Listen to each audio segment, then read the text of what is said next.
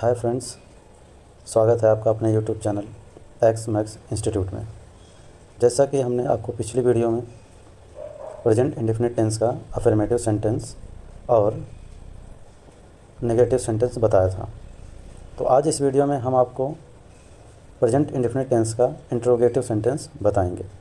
तो ध्यान से आप लोग इस वीडियो को देखिए, क्योंकि यह वीडियो सभी स्टूडेंट्स के लिए है, क्यों ना वो क्लास 5 में हो, 6 में हो, 7th में हो, 8th में हो, 9th में हो, 10th में हो, 11th में हो या 12th में हो या फिर 12th पास आउट हो।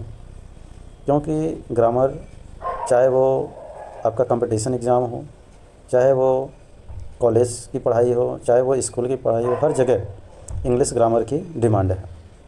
इसी बेस पर एक साधारण और सिंपल लैंग्वेज में, बहुत ही आसान भाषा में आपके लिए यह वीडियो लेकर आया हूँ, जिसमें हम सिर्फ इंग्लिश ग्रामर से रिलेटेड वीडियोस आपके लिए लेकर आते हैं और इंग्लिश ग्रामर से रिलेटेड वीडियोस हम बनाते हैं।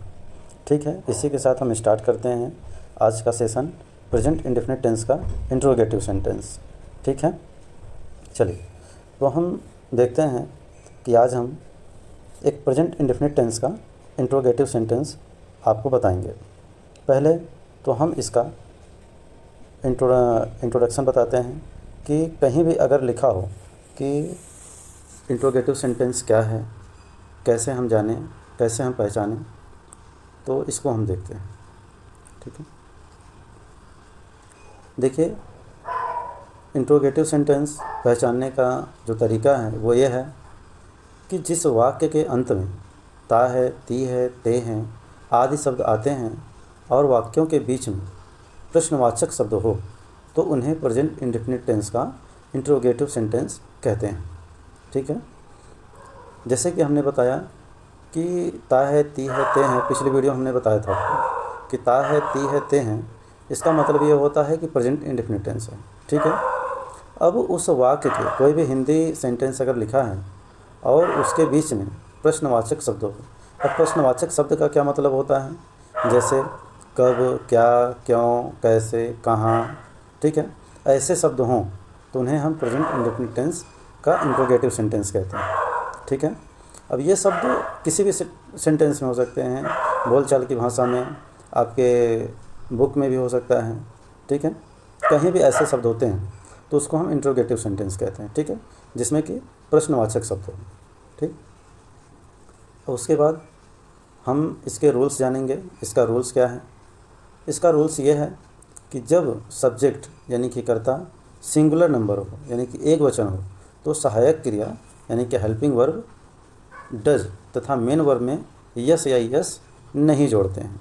ठीक है, जब सब्जेक्ट यानी कि कर्ता प्लूरल नंबर हो, यानी कि बहुवचन हो, तो हम वहाँ पर डू का यूज करते हैं और मेन वर्ब का फर्स्ट फॉर्म लिखते हैं।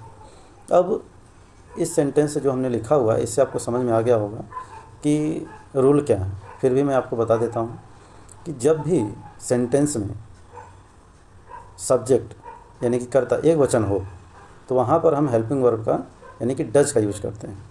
प्रेजेंट इंडेफिनिट टेंस में यानी कि प्रेजेंट इंडेफिनिट टेंस का जो हेल्पिंग वर्ब होता है वो डू या डज होता है। डू हमने पिछली वीडियो में बताया था, डू का यूज हम प्लूरल नंबर के साथ करते हैं, यानी बहुवचन के साथ करते हैं, और डज का यूज हम सिंगुलर नंबर यानी कि सिंगुलर यानी कि एक वचन कर्ता के साथ करेंगे। ठीक है, लेकिन यहाँ पे डू और डज का यूज हम सब्जेक्ट के बाद करेंगे या सब्जेक्ट के पहले करेंगे, ये भी ध्यान देना है। हम डू या डज का प्रयोग सब्जेक्ट के पहले तब करेंगे जब हिंदी के वाक्य में क्या शब्द पहले लिखा हो।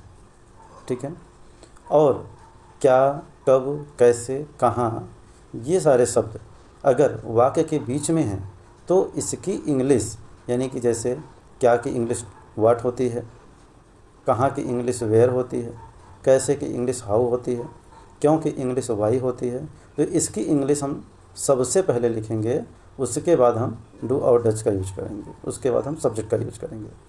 ठीक है, फिर से समझिए, अगर क्या शब्द सबसे पहले हो तो हम डू डज कर्ता के पहले लिखेंगे, यानी सब्जेक्ट के पहले यूज करेंगे।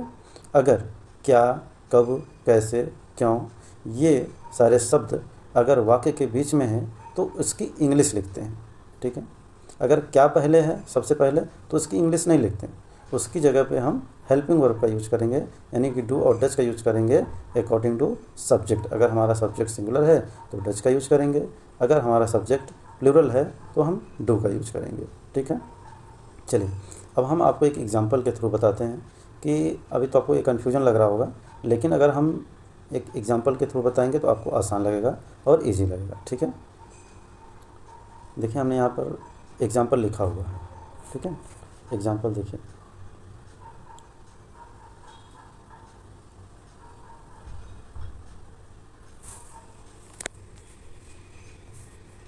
ये है ना एग्जांपल। डू और डज हमने सबसे पहले लगाया है, फिर प्लस सब्जेक्ट, फिर plus main verb plus object. जो हमारा ऑब्जेक्ट रहेगा वो लास्ट में लिखेंगे और डू डज को हम सबसे पहले लगाएंगे अगर हिंदी वाक्य में क्या शब्द पहले है, ठीक है। पहले हम उसी को बताएंगे आपको, उसके बाद अब एक एग्जांपल लेते हैं।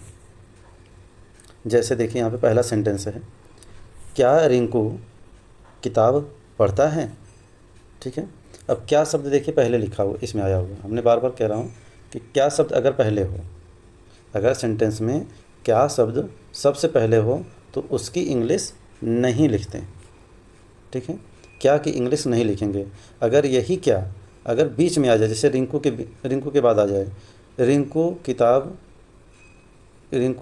क्या किताब पढ़ता है, यानी कौन सी किताब पढ़ता है, ठीक है। ऐसे सेंटेंस बनेगा नहीं।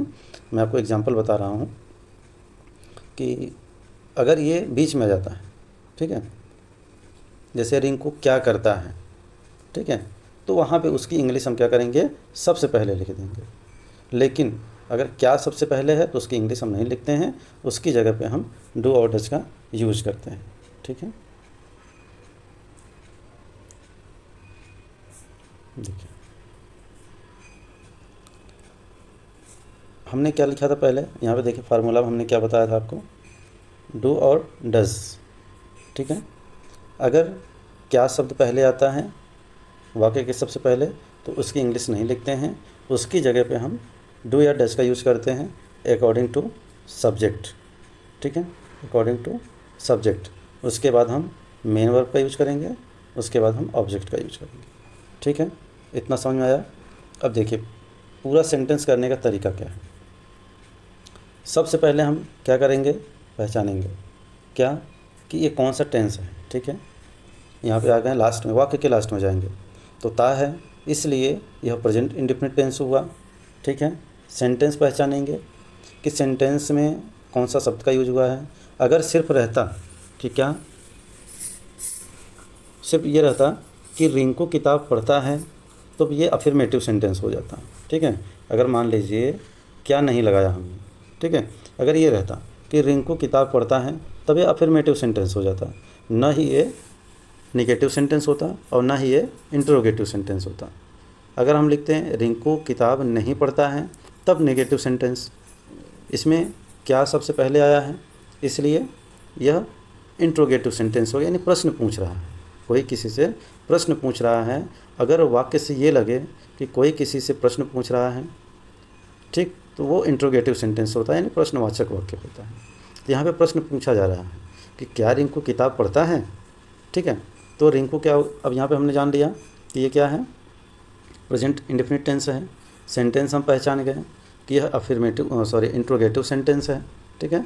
टेंस पहचान लिया कि प्रेजेंट इंडेफिनिट टेंस, और सेंटेंस पहचान लिया कि इंट्रोगेटिव सेंटेंस, ठीक है।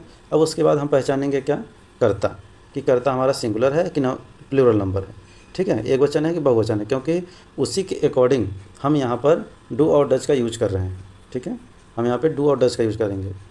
अब देखिए कि रिंकू क्या है, सिर्फ सिंगल है, यानी कि रिंकू सिंगुलर नंबर यानी कि एक वचन हुआ, तो इसलिए हम सबसे पहले क्या की जगह पर डज का यूज करेंगे।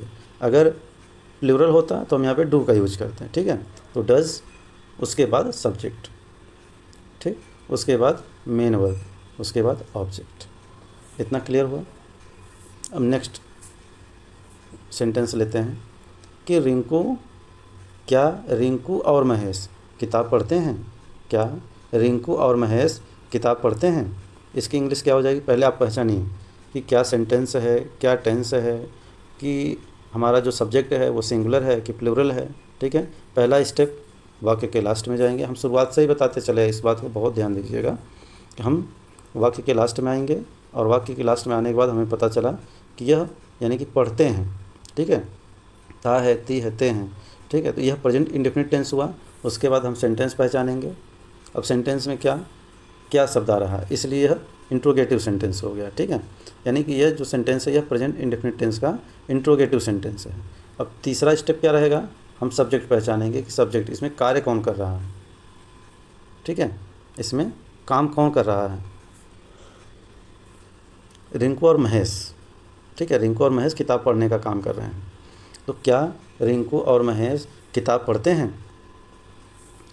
अब यहाँ पे सब्जेक्ट देखिए क्या है, दो लोग हैं, सिंगुलर है, सिंगुलर नहीं है यह क्या है, प्लूरल है। अगर प्लूरल है तो हम डज का यूज नहीं करेंगे, हम करेंगे किसका, डू का यूज करेंगे। कहाँ करेंगे, वाक्य के सबसे पहले करेंगे।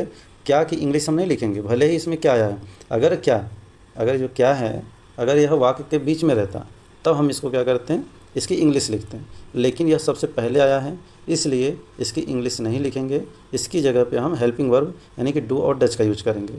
अब यहाँ पे डू का यूज करेंगे कि डज का यूज करेंगे, बताइए आप लोग जल्दी। सिंगुलर के साथ डज और प्लूरल के साथ डू, तो ये प्लूरल सब्जेक्ट है इसलिए यहाँ पे हम डू का यूज करेंगे, ठीक है, डू। उसके बाद सब्जेक्ट लिखेंगे या मेन वर्ब या ऑब्जेक्ट, उसके बाद हम लिखेंगे सब्जेक्ट, ठीक है। देखिए यहाँ पे हमने फार्मूला लगाया हुआ है, आप इससे जान सकते हैं। तो क्या हो जाएगी कि इसकी इंग्लिश, डू हम सबसे पहले लिखेंगे, उसके बाद सब्जेक्ट, उसके बाद मेन वर्ब, उसके बाद ऑब्जेक्ट, ठीक है। इसकी इंग्लिश देखिए क्या है, do Rinku and Mahesh read book, do Rinku and Mahesh read book. देखिए हमने यहाँ पे डू का यूज किया, क्योंकि यह प्लूरल नंबर है यानी कि दो लोगों की बात हो रही है, इसलिए यहाँ पे डज का यूज ना करके हम सिर्फ डू का यूज करेंगे और सबसे पहले वाक्य के सबसे पहले लिखेंगे, ठीक है। तो do Rinku and Mahesh read book, ठीक, इतना क्लियर। नेक्स्ट स्लाइड लेते हैं, क्या है इसमें,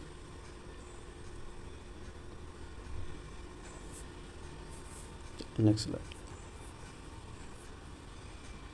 क्या वह किताब पढ़ता है, क्या वह किताब पढ़ता है। सेंटेंस हम पहचानेंगे, टेंस पहचानेंगे, सब्जेक्ट पहचानेंगे, उसके बाद ही हम इम्प्लीमेंट करेंगे, ठीक है। तो हम सेंटेंस के लास्ट में जाते हैं, क्या है, ता है, इसलिए यह प्रेजेंट इंडेफिनिट टेंस हुआ। अब कौन सा सेंटेंस है, क्या शब्द सबसे पहले आया है, इसलिए वाक्य में क्या शब्द सबसे पहले आया है, इसलिए हम क्या करेंगे, यह फिर इंट्रोगेटिव सेंटेंस हो गया, ठीक है, यह इंट्रोगेटिव सेंटेंस हो गया। अब सब्जेक्ट हम देखेंगे कि किताब कौन पढ़ रहा है, वह किताब पढ़ता है, ठीक है। तो present indefinite tense, interrogative sentence और सब्जेक्ट हमारा सिंगुलर नंबर। सिंगुलर के साथ क्या यूज़ करेंगे, डू या डज, बताइए फटाफट। डज का यूज करेंगे, वेरी गुड। किसका यूज करेंगे, डज का यूज करेंगे, ठीक है। देखिए does he read book, does की इंग्लिश क्या हुआ, कुछ नहीं हुआ, क्योंकि वह वाक्य के सबसे पहले आया हुआ है। उसकी जगह पे हम किसका यूज किए हैं, डज का यूज किए हैं। उसके बाद सब्जेक्ट यानी कि ही, उसके बाद मेन वर्ब रीड, उसके बाद ऑब्जेक्ट, ठीक है, इतना क्लियर। नेक्स्ट सेंटेंस लेते हैं, क्या तुम किताब पढ़ते हो। हम देखेंगे कौन सा टेंस है, पहले ते हो इसलिए प्रेजेंट इंडेफिनिट टेंस।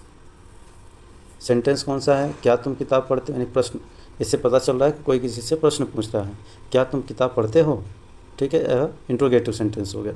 अब सब्जेक्ट क्या है, तुम, यानी कि इसकी इंग्लिश क्या हो जाएगी, यू। यह क्या है, प्लूरल नंबर है, ठीक है, यह क्या है, प्लूरल नंबर है। इसकी इंग्लिश क्या होगी, देखिए, do you read book. Do को हमने सबसे पहले लिखा, क्योंकि क्या है, जो क्या शब्द है वो वाक्य के सबसे पहले आया है, इसलिए हम उसकी जगह पर डू का यूज़ किए हैं, डज का यूज नहीं किए हैं, क्योंकि जो तुम होता है इसकी इंग्लिश हमेशा प्लूरल में काउंट की जाती है, ठीक है। अब देखिए हमारा उद्देश्य सिर्फ इतना है कि आपको अच्छी एजुकेशन देना, अच्छी जानकारी देना। आप और कहीं पढ़ रहे हैं, पढ़ते रहिए, कोई इशू नहीं है। बस आप हमारी वीडियो को एकदम सिंपल और आसान भाषा में अगर समझना है तो इस वीडियो को ज़रूर आप किसी ज़रूरतमंद को शेयर करिए, लाइक करिए और लोगों से और ख़ुद भी सब्सक्राइब करिए, ठीक है। चलिए आगे हम बताते हैं कि नेक्स्ट जो आपका सेंटेंस होगा वो क्या होगा, क्योंकि जितना भी प्रैक्टिस करेंगे उतना ही आपके लिए बेहतर है। Practice make perfect. ठीक है, देखिए एक सेंटेंस है, वह किताब कैसे पढ़ती है। वह किताब कैसे पढ़ती है, इसका हम पहले टेंस देखेंगे। ती है यानी कि प्रेजेंट इंडेफिनिट टेंस, क्या आया हुआ है, इसलिए यह इंट्रोगेटिव सेंटेंस। ठीक है, इंट्रोगेटिव सेंटेंस हुआ। करता क्या है, वह यानी कि सिंगुलर नंबर। इसकी इंग्लिश कैसे लिखेंगे, अब जो है कैसे की इंग्लिश कहाँ लिखेंगे, सबसे पहले लिखेंगे। कोई भी प्रश्नवाचक शब्द अगर वाक्य के बीच में आ जाता है तो उसकी इंग्लिश सबसे पहले लिखते हैं। ठीक है,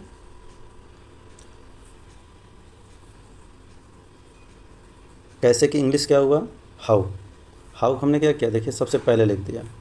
उसके बाद अब डू या डज का यूज़ करेंगे अकॉर्डिंग टू सब्जेक्ट। डज का यूज़ किया क्यों, क्योंकि वह की इंग्लिश सी होती है और सी सिंगुलर नंबर में काउंट की जाती है, यानी एक वचन। ठीक है, उसके बाद हम मेन वर्ब फिर सब्जेक्ट लिखेंगे। ठीक है, वह किताब कैसे पढ़ती है, how does she read book. ठीक है, नेक्स्ट सेंटेंस लेते हैं, हम किताब क्यों नहीं पढ़ते हैं। हम किताब क्यों नहीं पढ़ते हैं। अब देखिए यहाँ पे अब हमने क्या किया है, पहले आप खुद पहचानिए कि क्या हुआ है इसमें। ठीक है, अभी देखिए हम टेंस पहचानें, पहला स्टेप हमारा क्या रहेगा, टेंस पहचानने का।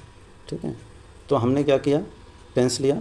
कौन सा टेंस हुआ, ये प्रेजेंट इंडेफिनिट टेंस हुआ। अब हम पूरा सेंटेंस देखेंगे, क्या है कि हम किताब क्यों नहीं पढ़ते हैं। अब आपको कन्फ्यूजन लग रहा होगा, इसमें क्यों भी है नहीं भी है, जो है interrogative sentence plus negative sentence है। ठीक है, वो किसी से पूछ रहा है कि हम किताब क्यों नहीं पढ़ते हैं, हमें पढ़ना चाहिए, हम किताब क्यों नहीं पढ़ते हैं। ठीक है, तो यह present indefinite tens plus interrogative sentence और प्लस नेगेटिव सेंटेंस हो गया। ठीक है, अब हम सब्जेक्ट पहचानेंगे। सब्जेक्ट हमारा क्या है, हम, यानी कि प्लूरल नंबर है। प्लूरल के साथ हमेशा डू का यूज़ करते हैं, डज का यूज़ करते हैं, डू का यूज़ करेंगे। ठीक है, तो हम देखिए क्यों है इसमें, तो क्यों की इंग्लिश क्या करेंगे, हम सबसे पहले लिख देंगे। ठीक है, क्यों की इंग्लिश क्या करेंगे, हम सबसे पहले लिख देंगे। उसके बाद हम डू या डज का यूज़ करेंगे, फिर सब्जेक्ट का यूज़ करेंगे, फिर नॉट का उसके बाद यूज़ करेंगे। डज नॉट साथ में नहीं लिख सकते या डू नॉट साथ में नहीं लिख सकते इंट्रोगेटिव सेंटेंस में। ठीक है, जब नेगेटिव सेंटेंस था तो हम डज नॉट डू नॉट साथ में यूज़ करते थे, लेकिन अगर इंट्रोगेटिव प्लस नेगेटिव है तो हम पहले प्रश्नवाचक शब्द का इंग्लिश लिखेंगे, उसके बाद सहायक क्रिया डू डज का यूज़ करेंगे, उसके बाद सब्जेक्ट लिखेंगे, फिर उसके बाद जो है नॉट, फिर मेन वर्ब, फिर ऑब्जेक्ट लिखेंगे। ठीक है, चलिए हम सेंटेंस आपको बता दें करके। Why do we not read book. अब देखिए यहाँ पे क्या किया हमने, पहले इसकी इंग्लिश लिख दी, क्यों की इंग्लिश क्या हो गया, वाई। उसके बाद डू का यूज किया, डू का क्यों यूज किया, क्योंकि सब्जेक्ट हमारा जो है बहुवचन है, यानी कि प्लूरल नंबर है। उसके बाद हमने क्या किया, सब्जेक्ट लिख दिया। उसके बाद नॉट, ठीक है, प्लस रीड प्लस बुक, यानी कि रीड क्या है हमारा, मेन वर्ब है। उसके बाद सब्जेक्ट। ठीक है, why do we not read book. अगर इसको शॉर्ट फॉर्म में लिखना हो, आपको लग रहा है कि ये बहुत लेंदी हो गया है, तो आप शॉर्ट फॉर्म में लिख सकते हैं। हमने बताया भी था डू नॉट को शॉर्ट में क्या कहते हैं और डज नॉट को शॉर्ट में क्या कहते हैं। डू नॉट को डोंट कहते हैं और डज नॉट को डजेंट कहते हैं। ठीक है, अगर हम डू और नॉट का यूज एक साथ करें इंट्रोगेटिव सेंटेंस में तो हम क्या कर सकते हैं, why don't we read book, यानी कि अब नॉट जो है वो यहाँ आ जाएगा। हम डू नॉट का यूज नहीं कर सकते। अगर हम पूरा का पूरा डू लिखेंगे और पूरा नॉट लिखेंगे तो हम सब्जेक्ट पहले डू और सब्जेक्ट के बाद नॉट का यूज करेंगे। अगर एक साथ लिखते हैं, ठीक है, तो हम डोंट लिखेंगे, why don't we read book. ठीक है, उम्मीद करता हूँ कि इतना आपको ज़रूर समझ में आया होगा। अगर नहीं समझ में आया होगा तो आप कमेंट बॉक्स में कमेंट करिएगा, हम आपकी हेल्प ज़रूर करेंगे, उसकी रिप्लाई करेंगे, आपको समझाएंगे। फिर से हम, हो सकता है अगर आपकी डिमांड होगी तो हम इस वीडियो को और अच्छे से बताएंगे, और हमने इतना बता दिया है कि आपको और वीडियो देखने की ज़रूरत नहीं पड़ेगी। ठीक है, अब जान लीजिए कि हम अपने इस YouTube चैनल के बारे में बता रहे हैं कि हमारे जो YouTube चैनल का नाम है वो है एक्स मैक्स इंस्टीट्यूट। इसको आप सर्च करेंगे तो ज़रूर आपको मिलेगा। इसको सर्च करके आप सब्सक्राइब कर लीजिए ताकि हमारी आने वाली कोई वीडियो आप तक जल्दी से पहुंच सके। ठीक है। इस वीडियो में हम इंग्लिश ग्रामर से रिलेटेड वीडियोस बनाते हैं, आपके लिए लेकर आते हैं। आपको कैसा लगा आप ज़रूर कमेंट करके बताइएगा, लाइक करिएगा और जो ज़रूरतमंद स्टूडेंट्स हैं, फ्रेंड्स हैं, उनको शेयर ज़रूर करिएगा, ठीक है। This is useful for every students. यह जो वीडियो है, जो ग्रामर हम सिखा रहे हैं, बता रहे हैं और आपसे सीख रहे हैं, तो इस वीडियो का पर्पज़ ये है, हम उन लोगों को सोचकर बनाते हैं कि जो अभी बिगनर हैं, जिनको अभी ज़रूरत है इंग्लिश ग्रामर की, ठीक है। और ज़रूरत तो सबको है। अगर ज़रूरत, क्योंकि अगर आप कंपटीशन लेवल की तैयारी कर रहे हैं, कंपटीशन की पढ़ाई कर रहे हैं, तो वहाँ भी इसकी ज़रूरत पड़ेगी, ठीक है। फिर हम नेक्स्ट वीडियो लेकर आएंगे आपके लिए पास्ट इंडेफिनिट टेंस का, उसे हम बताएंगे।